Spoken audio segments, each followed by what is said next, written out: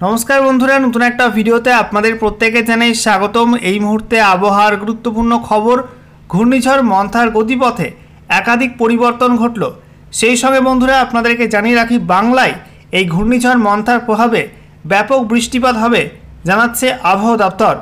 ইতিমধ্যেই আন্দামান সাগর এবং সংলগ্ন অঞ্চলে একটা ঘূর্ণাবর্ত বা সাইক্লোনিক সার্কুলেশন তৈরি হয়ে গেছে জানিয়ে দিয়েছে কেন্দ্রীয় আবহাওয়া দপ্তর বা মৌসুম ভবন। এই সিস্টেমটা আগামীতে আরও শক্তি বাড়িয়ে নিম্নচাপ, তারপরে সুস্পষ্ট নিম্নচাপ এবং তারপরে দক্ষিণ পশ্চিম বঙ্গোপসাগর এবং সংলগ্ন পশ্চিম মধ্য বঙ্গোপসাগরের কাছে গভীর নিম্নচাপ বা ডিপ্রেশনে পরিণত হতে পারে।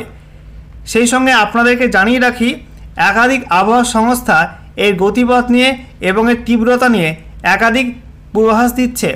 যেমন জিএফএস মডেল, তারা বলছে এটা ঘূর্ণিঝড় হবে না, এটা গভীর নিম্নচাপ রূপে উপকূলে আঘাত হানবে।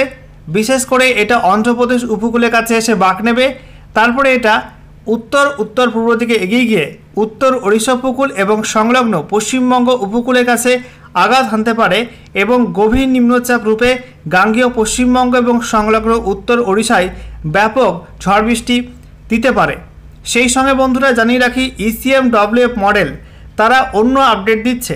তারা বলছে এটা দক্ষিণ ভারতে অন্ধ্রপ্রদেশ এবং সংলগ্ন অঞ্চলে উপকূলে আঘাত আনবে, সেখান থেকে কিছুটা মধ্য ভারতে প্রবেশ করবে, সেখান থেকে আবারও বাঁক নিয়ে অনেকটা বাঁক নিয়ে উত্তর পূর্ব দিকে এগিয়ে যাবে এবং পরবর্তী পর্যায়ে এটা কিন্তু ঝাড়খণ্ড হয়ে গাঙ্গেয় পশ্চিমবঙ্গ হয়ে পশ্চিমবঙ্গের উত্তরের জেলাগুলোর দিকে যেতে পারে এবং এর প্রভাবে পশ্চিমবঙ্গের উত্তরের জেলাগুলোয় বেশি বৃষ্টিপাত হবে দক্ষিণের তুলনায়, এমনটা জানাচ্ছে ECMWF মডেল। তো আজকের ভিডিওতে আমরা বিস্তারিত আলোচনা করব যে ঘূর্ণিঝড় মন্থা এরা কি তৈরি হবে, তৈরি হলে কোন গতিপথে এগোবে এবং এর জেরে পশ্চিমবঙ্গে কবে থেকে বৃষ্টিপাত শুরু হবে, ঝড়ের সম্ভাবনা কতটা কি রয়েছে, কোন কোন অঞ্চলে ঝড়ের গতিবেগ কেমন কি থাকবে, সমস্ত কিছু আপনাদেরকে পরপর জানাবো এই ভিডিওটির মাধ্যমে। তো ভিডিওটি ভালো লাগলে এবং ইনফরমেটিভ বলে মনে হলে অবশ্যই আপনারা ভিডিওটি একটি করে লাইক করে দেবেন, অবশ্যই ভিডিওটি প্রচুর শেয়ার করবেন। সেই সঙ্গে নতুন দর্শক হয়ে থাকলে লেটেস্ট ভিডিওর আপডেট সর্বপ্রথমে পাওয়ার জন্য চ্যানেলটিকে সাবস্ক্রাইব করে নিয়ে পাশে থাকা বেল আইকনে ক্লিক করে অল নোটিফিকেশন অপশানটিকে অন করে রাখবেন। লেটেস্ট আপডেট আপনারা সবার প্রথমে পেয়ে যাবেন। আর সেই সঙ্গে আমাদের ভিডিওটি আপনি এই মুহূর্তে কোন জেলা থেকে দেখছেন অবশ্যই আপনাদের জেলার নামটি কমেন্টে জানাবেন, তাহলে আপনাদের জেলার আবহাওয়ার খবর আপনারা সঠিক সময়ে সবার আগে জানতে পারবেন। বন্ধুরা, প্রথমে আমরা দেখে নেব অনলাইন ওয়েদার সিস্টেমে কি আপডেট উঠে আসছে। তো আমরা দেখতে পাচ্ছি এই মুহূর্তে ডিপ্রেশন বা গভীর নিম্নচাপ রয়েছে আরব সাগরে। সেই সঙ্গে আগের যে নিম্নচাপটি দক্ষিণ ভারতে আঘাত এনেছিল সেটা কিন্তু এই মুহূর্তে কর্ণাটকের দক্ষিণ ভাগ এবং সংলগ্ন উত্তর কেরলার কাছে অবস্থান করছে। এটা আস্তে আস্তে আরও পশ্চিম উত্তর পশ্চিম দিকে এগোবে এবং আরব সাগরে গিয়ে পড়বে। অন্যদিকে আন্দামান সাগর এবং সংলগ্ন অঞ্চলে নতুন করে একটা সিস্টেম তৈরি হয়ে গেছে, সাইক্লোনিক সার্কুলেশন অর্থাৎ ঘূর্ণাবর্ত কিন্তু এই অঞ্চলটাই তৈরি হয়ে গেছে। এই সিস্টেমটা শীঘ্রই কিন্তু আরও শক্তি বাড়িয়ে লো প্রেশার এরিয়া বা নিম্নচাপ অঞ্চলে পরিণত হতে পারে আগামী 24 থেকে 25 অক্টোবরের মধ্যে এবং তারপরে সিস্টেমটা কিন্তু একটু উত্তর পশ্চিম দিকে এগোবে, দেখতেই পাচ্ছেন উত্তর পশ্চিম দিকে এগোবে এবং অনেকটা শক্তি বাড়িয়ে ফেলবে। এই সময়ে আমরা দেখতে পাচ্ছি 25 থেকে 26 অক্টোবরের মধ্যে কিন্তু এটা গভীর নিম্নচাপ বা ডিপ্রেশনে পরিণত হতে পারে এবং তারপরে আমরা দেখতে পাচ্ছি এটা কিন্তু উত্তর পশ্চিম দিকে এগিয়ে যাচ্ছে এবং আমরা দেখতে পাচ্ছি এটা উত্তর পশ্চিম দিকে এগিয়ে গিয়ে অন্ধ্রপ্রদেশ উপকূল দিয়ে এটা কিন্তু আঘাত হানতে পারে, এমনটা দেখাচ্ছে ECMWF মডেল। এবং উপকূলে আঘাত হানার আগে কিন্তু এটা একটা ঘূর্ণিঝড়ে পরিণত হতে পারে, সেই ঘূর্ণিঝড়ের নাম হতে পারে ঘূর্ণিঝড় মন্থা বা মন্থা, ঠিক আছে। তো দেখতেই পাচ্ছেন বন্ধুরা, ECMWF মডেল বলছে যে ঘূর্ণিঝড় কিন্তু একটা তৈরি হবে বঙ্গোপসাগরে, এটা মূলত দক্ষিণ পশ্চিম বঙ্গোপসাগর সংলগ্ন পশ্চিম মধ্য বঙ্গোপসাগরের কাছে ঘূর্ণিঝড় মন্থা তৈরি হতে পারে এবং অন্ধ্রপ্রদেশ উপকূল দিয়ে কিন্তু এটা আঘাত হানতে পারে এবং উপকূলে আঘাত হানার পরে এটা উত্তর পশ্চিম দিকে এগিয়ে যাবে। তারপরে আমরা দেখতে পাচ্ছি মধ্য ভারতের দিকে যাবে, অর্থাৎ মহারাষ্ট্রের বিদর্ভ, ছত্তিশগড় এই অঞ্চলের দিকে যাবে। তারপরে আমরা দেখতে পাচ্ছি যে বৃহস্পতিবার 30 অক্টোবর থেকে আবার কিন্তু বাঁক নেওয়া শুরু করবে, এটা কিন্তু ইউটার্ন নিতে পারে, অর্থাৎ দেখতে পাচ্ছেন সিস্টেমটা কিন্তু অনেকটা উত্তর পূর্ব দিকে বাঁক নিতে পারে।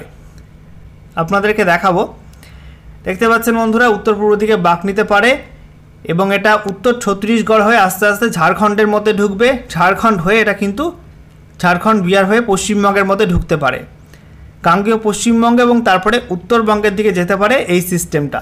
তো নিম্নচাপ রূপে পশ্চিমবঙ্গের মধ্যে আসতে পারে ঘূর্ণিঝড় মন্থা, এমনটা জানাচ্ছে ECMWF মডেল। দেখুন বন্ধুরা, বৃহস্পতিবার থেকে আস্তে আস্তে কিন্তু উত্তর পূর্ব দিকে বাঁক নেবে। আপনাদের একটু মার্ক করে দেখাচ্ছি কোন অঞ্চলটায়, এই যে এই অঞ্চল থেকে আস্তে আস্তে কিন্তু এভাবে উত্তর পূর্ব দিকে এগিয়ে যাবে, ঠিক আছে। তো একটু জুম করে আপনাদেরকে দেখাবো। দেখতে পাচ্ছেন ছত্তিশগড় এবং তারপরে আমরা দেখতে পাচ্ছি পরবর্তী সময় 31 অক্টোবর এটা পৌঁছাবে ঝাড়খণ্ডের মধ্যে, তারপরে গাঙ্গেয় পশ্চিমবঙ্গ এবং তারপরে উত্তরবঙ্গের দিকে যাওয়ার সম্ভাবনা রয়েছে, উত্তরবঙ্গ এবং সংলগ্ন বিহারের দিকে যাওয়ার সম্ভাবনা রয়েছে। তবে নিম্নচাপ রূপে কিন্তু পশ্চিমবঙ্গে আসতে পারে, এমনটা জানাচ্ছে ECMWF মডেল। এর পরবর্তী পর্যায়ে আমরা দেখতে পাচ্ছি 1 নভেম্বর এবং 2 নভেম্বর উত্তর বাংলাদেশ এবং সংলগ্ন উত্তরবঙ্গের দিকে যাবে, তারপরে উত্তর পূর্ব ভারতের দিকে কিন্তু প্রবেশ করতে পারে এই সিস্টেমটা, ঠিক আছে। এবারে আমরা দেখে নেব GFS মডেল কি বলছে। GFS মডেল বলছে আন্দামান সাগর ইতিমধ্যে একটা ঘূর্ণাবর্ত বা সাইক্লোনিক সার্কুলেশন তৈরি হয়ে গেছে। এই ঘূর্ণাবর্ত আগামী 24 থেকে 48 ঘন্টার মধ্যে শক্তি বাড়িয়ে দক্ষিণ বঙ্গোপসাগর সংলগ্ন অঞ্চলে একটা লো প্রেশার এরিয়া বা নিম্নচাপ অঞ্চল তৈরি করবে। এরপরে আমরা দেখতে পাচ্ছি সিস্টেমটা কিন্তু আরও পশ্চিম উত্তর পশ্চিম দিকে সরবে এবং দক্ষিণ পশ্চিম বঙ্গোপসাগর সংলগ্ন তামিলনাড়ু উপকূলের কাছে আগামী 26 অক্টোবর রবিবার নাগাদ পৌঁছাবে, ঠিক আছে। ওই সময় এটা গভীর নিম্নচাপ রূপে কিন্তু এই অঞ্চল অবস্থান করবে। সেই সঙ্গে আমরা দেখতে পাচ্ছি বঙ্গোপসাগরের মধ্যভাগে 27 অক্টোবর নাগাদ আরও একটা ঘূর্ণাবর্ত তৈরির সম্ভাবনা রয়েছে। দেখুন বন্ধুরা, আগের সিস্টেমটা অর্থাৎ আগের গভীর নিম্নচাপটি তামিলনাড়ু এবং সংলগ্ন অন্ধ্রপ্রদেশ উপকূলে আঘাত হানতে পারে 24 অক্টোবর নাগাদ, এবং পরবর্তী যে ঘূর্ণাবর্ত সেটাও কিন্তু শক্তি বাড়িয়ে নিম্নচাপ অঞ্চলে পরিণত হবে এবং সেটা ওড়িশা উপকূল এবং সংলগ্ন উত্তর বঙ্গোপসাগরের দিকে যাবে। এরপরে আমরা দেখতে পাচ্ছি দুটি সিস্টেম কিন্তু মিলিত হয়ে যাবে 29 অক্টোবরের মধ্যে অর্থাৎ বুধবারের মধ্যে, এবং দুটি সিস্টেম মিলিত হয়ে গিয়ে একটা শক্তিশালী গভীর নিম্নচাপ রূপে উত্তর ওড়িশা উপকূল এবং সংলগ্ন পশ্চিমবঙ্গ উপকূলে আঘাত হানতে পারে। এর জেরে আমরা দেখতে পাচ্ছি যে 28 অক্টোবর থেকেই পশ্চিমবঙ্গ এবং সংলগ্ন উত্তর ওড়িশা উপকূলে ঝড় শুরু হয়ে যাবে এবং তারপরে 29 অক্টোবর বুধবার প্রবল ঝড়ের আশঙ্কা রয়েছে পশ্চিমবঙ্গ উপকূল এবং সংলগ্ন বাংলাদেশ উপকূলে। 30 অক্টোবর আমরা দেখতে পাচ্ছি সিস্টেমটা কিন্তু উত্তর দিকে এগিয়ে যাবে এবং গাঙ্গেয় পশ্চিমবঙ্গের ওপর দিয়ে এটা উত্তরবঙ্গের দিকে যাওয়ার সম্ভাবনা রয়েছে এবং উত্তরবঙ্গের দিকে গিয়ে 31 অক্টোবর নাগাদ এটা কিন্তু দুর্বল হয়ে সাধারণ নিম্নচাপে পরিণত হতে পারে। বন্ধুরা, এবারে আমরা দেখে নেব ঘূর্ণিঝড় মন্থার প্রভাবে পশ্চিমবঙ্গে কবে থেকে বৃষ্টিপাত শুরু হতে পারে এবং কোন কোন অঞ্চলে কেমন কি বৃষ্টিপাত থাকতে পারে। তো আমরা দেখতে পাচ্ছি যে আপাতত 3 থেকে 4 দিন পশ্চিমবঙ্গে উপকূলবর্তী অঞ্চলগুলোই আর উত্তরবঙ্গে পাহাড়ি কিছু জেলাতে হালকা মেঘলা মেঘলা হতে পারে এবং হালকা বৃষ্টিপাতের সম্ভাবনা রয়েছে। তবে আগামী 28 অক্টোবর মঙ্গলবার থেকে বৃষ্টির সম্ভাবনা বাড়বে দক্ষিণবঙ্গের বিভিন্ন জেলাতে। আমরা দেখতে পাচ্ছি 29 অক্টোবর ওই দিন থেকে দক্ষিণবঙ্গে এবং উত্তরবঙ্গে বৃষ্টির মাত্রা কিন্তু বাড়বে পশ্চিমবঙ্গের মধ্যে, বিভিন্ন জেলায় ছড়িয়ে ছিটিয়ে বৃষ্টিপাত হবে। সেই সঙ্গে আমরা দেখতে পাচ্ছি যে 30 অক্টোবর বৃহস্পতিবার থেকে উত্তরবঙ্গে এবং দক্ষিণবঙ্গে বৃষ্টি বাড়তে পারে, বিশেষ করে দার্জিলিং, কালিম্পং, জলপাইগুড়ি, আলিপুরদুয়ার, কোচবিহার, উত্তর দিনাজপুর, দক্ষিণ দিনাজপুর, মালদা। আর দক্ষিণবঙ্গের মধ্যে আমরা দেখতে পাচ্ছি মুর্শিদাবাদ, নদিয়া, বীরভূম, পূর্ব বর্ধমান, এই জেলাগুলোই বেশি বৃষ্টিপাতের সম্ভাবনা আছে। আর উপকূলবর্তী পূর্ব মেদিনীপুর, পশ্চিম মেদিনীপুর, উত্তর এবং দক্ষিণ 24 পরগনা জেলাতেও বৃষ্টিপাতের সম্ভাবনা রয়েছে। এরপরে আমরা দেখতে পাচ্ছি যে 31 অক্টোবর শুক্রবার সকালের দিকে উত্তরবঙ্গে প্রবল বৃষ্টির সম্ভাবনা আছে। উত্তর দিনাজপুর, দক্ষিণ দিনাজপুর, দার্জিলিং, কালিম্পং, জলপাইগুড়ি, আলিপুরদুয়ার, কোচবিহার এবং পশ্চিম আসামে, পশ্চিম মেঘালয়ে কিন্তু ব্যাপক বৃষ্টির সম্ভাবনা আছে এবং বিহারের যে তরাই অঞ্চল সেখানে কিন্তু ব্যাপক বৃষ্টিপাতের সম্ভাবনা রয়েছে। এরপর আমরা দেখতে পাচ্ছি 31 অক্টোবর শুক্রবার বেলা বাড়ার সঙ্গে সঙ্গে দক্ষিণবঙ্গে কিন্তু বৃষ্টির মাত্রা বাড়বে। দক্ষিণবঙ্গে বিশেষ করে পশ্চিমের জেলাগুলো পুরুলিয়া, বাঁকুড়া, সেই সঙ্গে পশ্চিম বর্ধমান, এই জেলাগুলোয় বেশি মাত্রায় বৃষ্টি হবে আর উত্তরবঙ্গে কিন্তু বৃষ্টিপাত চলবে। উত্তর ওড়িশায় কিন্তু বৃষ্টিপাত থাকবে। এরপরে আমরা দেখতে পাচ্ছি 1 নভেম্বর শনিবার সকালের দিকে দক্ষিণবঙ্গে ভারী বৃষ্টি হতে পারে বেশ কিছু জেলাতে, বিশেষ করে পশ্চিম মেদিনীপুর, ঝাড়গ্রাম, সেই সঙ্গে হুগলি। এছাড়া আমরা দেখতে পাচ্ছি বাঁকুড়া, পশ্চিম বর্ধমান, সেই সঙ্গে বীরভূম, পূর্ব বর্ধমান, এই জেলাগুলো একটু ভারী লেভেলে বৃষ্টিপাতের সম্ভাবনা আছে। আগের সঙ্গে উত্তরবঙ্গে কিন্তু ভারী থেকে অতি ভারী বৃষ্টির সম্ভাবনা রয়েছে দার্জিলিং, কালিম্পং, জলপাইগুড়ি, আলিপুরদুয়ার, কোচবিহার, উত্তর দিনাজপুর, দক্ষিণ দিনাজপুর, মালদাতে। ঠিক আছে, এরপর আমরা দেখে নেব দুপুরের দিকের আপডেটটা। দুপুরের দিকে দেখতে পাচ্ছি উত্তরবঙ্গে প্রবল বৃষ্টিপাত চলবে এবং দুর্যোগ নামতে পারে উত্তরবঙ্গে।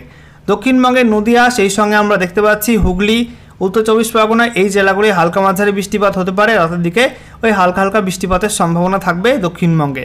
অন্যদিকে উত্তরবঙ্গে আর সংলগ্ন উত্তর বাংলাদেশ, বিশেষ করে ময়মনসিংহ, সেই সঙ্গে সিলেট, রাজশাহী এবং একই সঙ্গে আমরা দেখতে পাচ্ছি রংপুর, এই অঞ্চলগুলোয় ব্যাপক বৃষ্টিপাতের সম্ভাবনা রয়েছে। আসাম জুড়ে ব্যাপক বৃষ্টি হবে এবং পশ্চিম আসামে, পশ্চিম মেঘালয়ে অত্যাধিক ভারী বৃষ্টিপাতের সম্ভাবনা রয়েছে শনিবার রাতের দিকে, অর্থাৎ 1 নভেম্বর রাতের দিকে। এরপর 2 নভেম্বর রবিবার আমরা দেখতে পাচ্ছি আসাম জুড়ে বৃষ্টিপাত কিন্তু ছড়িয়ে যাবে। বাংলাদেশের মধ্যে আমরা দেখতে পাচ্ছি সিলেট এবং সেই সঙ্গে ময়মনসিংহে প্রবল বৃষ্টির আশঙ্কা রয়েছে। এরপরে দেখুন বন্ধুরা, 2 নভেম্বর বিকালের দিকে পশ্চিমবঙ্গে মেঘলা মেঘলা থাকলেও বৃষ্টিপাত কিন্তু অনেকটা কমে যাবে এবং আসাম, সেই সঙ্গে বাংলাদেশের দিকেও কিন্তু বৃষ্টিপাত কমে যাবে। ত্রিপুরায় কেমন কি বৃষ্টিপাত হতে পারে? ত্রিপুরাতে আমরা দেখতে পাচ্ছি প্রধানত হালকা মাঝারি বৃষ্টিপাত থাকবে, বৃষ্টি একটু বাড়বে ত্রিপুরাতে। সেটা হচ্ছে 2 নভেম্বর রবিবার থেকে ত্রিপুরার মধ্যে ভারী বৃষ্টি হতে পারে। কোন কোন অঞ্চলে ভারী বৃষ্টি হবে একটু বলে দিচ্ছি।